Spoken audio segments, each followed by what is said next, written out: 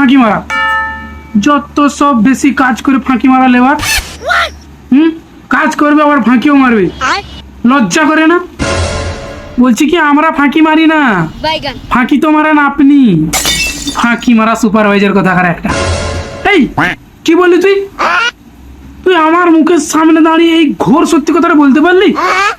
এই সত্যি কথাটা বলার আগে তোর পা কাঁপলো না একটিবারও? আরে পা কাঁপবে কেন? পা কি এবার কাঁপবে নাকি? হ্যাঁ, তো পা কাঁপবে না তো কি কাঁপবে? তুই আমার সামনে দাঁড়িয়ে সত্যি কথা বলছিস আর তোর পা কাঁপবে না তো বুক কাঁপবে?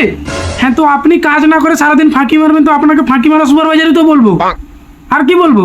কি আমি আমি ফাঁকি মারি? আমার মতন একজন লয়াল সুপারভাইজার ফাঁকি মারে? তোরা লেবার হয়ে কি বুঝবি?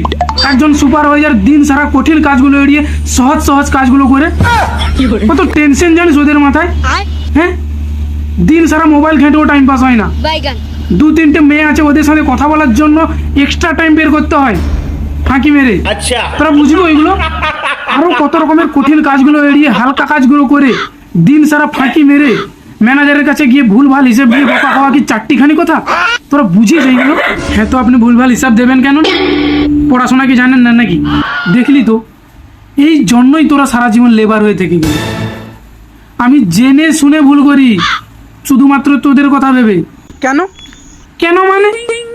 আরে আমি যদি ফাঁকি না মেরে সঠিকভাবে কাজ করি, ভুল হিসাবে না দিয়ে যদি ঠিক হিসাবগুলো দিই, তাহলে আমার প্রমোশন হয়ে যাবে না?